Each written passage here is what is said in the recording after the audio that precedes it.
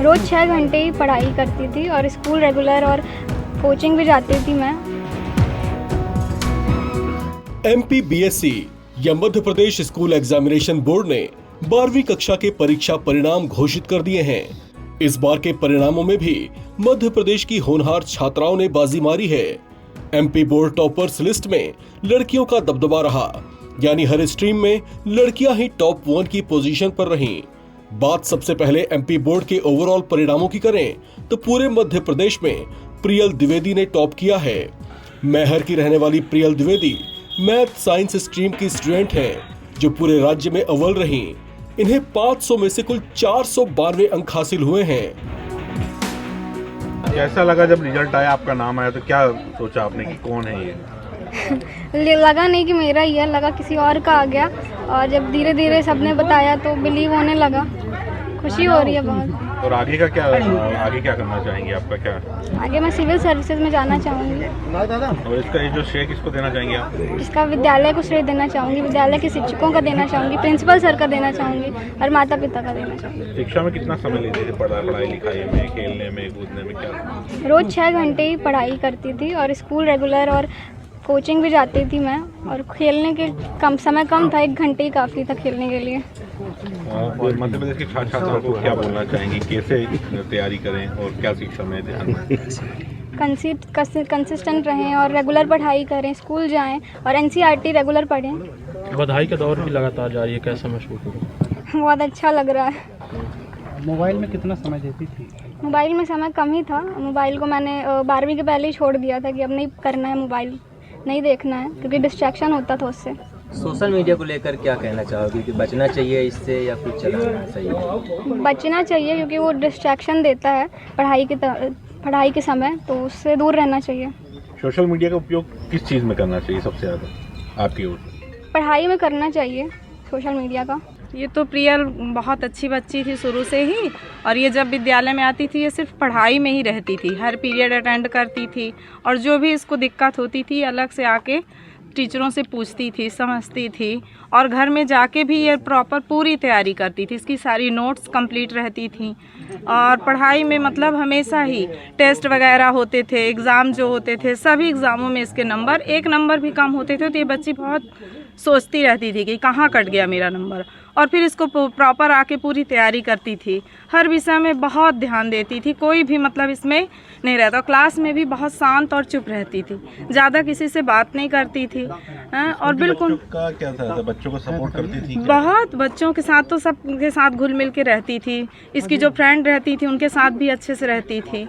कभी इसके अंदर मतलब नहीं रहता था, प्राउड नहीं रहता था कि मैं सबसे तेज हूँ तो मैं अलग रहूँ, नहीं, सबके साथ ही मिल के रहती थी। आप कैसा महसूस कर रहे हैं मैम, फर्स्ट रैंक आए? अरे सर बहुत खुशी लग रही है कि अपने क्लास की, अपने स्कूल की बच्ची टॉप 1 में आ गई सर, ये तो बहुत बड़ी बात है। सिविल सर्विस करना चाहती है, किस तरह सलाह देना चाहेंगे? बिल्कुल सर, इसको तो हम लोग सब लोग मोटिवेट कर रहे हैं कि बिल्कुल जाए इस फील्ड में और जानने लायक है, क्योंकि इसके अंदर है ये सोशल मीडिया से बिल्कुल दूर रहती है।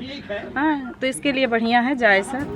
MP टॉपर प्रियल द्विवेदी ने धमाकेदार प्रदर्शन करते हुए 500 में से 492 अंक हासिल किए।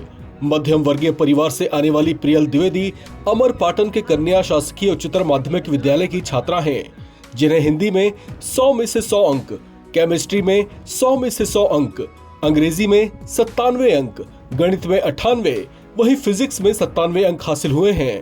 प्रियल ने अपनी सफलता का श्रेय नियमित पढ़ाई, माता पिता के सहयोग और शिक्षकों के मार्गदर्शन को दिया है।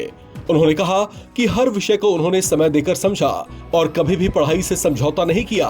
घर का शांत माहौल और शिक्षकों का मार्गदर्शन उनकी सबसे बड़ी ताकत रही। बोर्ड परीक्षा के शानदार परिणामों पर मध्य प्रदेश में 12वीं टॉप करने वाली प्रियल द्विवेदी की MP CM मोहन यादव ने भी सराहना की है। लेकिन ये और आनंद बढ़ रहा है जब मैं आपको रिजल्ट की तरफ ले जाता हूं तो बेटियों ने हर बार की तरह फिर बाजी मारी है। सारी बेटियों को मैं बधाई देना चाहता हूं। 10वीं और 12वीं में मेरिट लिस्ट में जो हम आंकड़ा देख रहे हैं, मेरे पास जो रिजल्ट शीट आई है उसमें बेटियों की संख्या अधिक है और ओवरऑल उत्तीर्ण होने वाली बेटियों की संख्या भी, लड़कियों की संख्या का प्रतिशत भी अधिक है। हमारी बहन बेटियां हमारी शान है, इसीलिए हम उनको लाडली बेटी कहते हैं, लाडली बहना कहते हैं। मैं अपनी ओर से हमारी सभी बहनों को, बेटियों को बधाई देता हूं। 10वीं में टॉप करने वाली बेटी का नाम अब मैं आपको बताने जा रहा हूँ। प्रज्ञा जायसवाल, ये मध्य प्रदेश में 10वीं बोर्ड में टॉप पे आई है। इसको बहुत बहुत बधाई।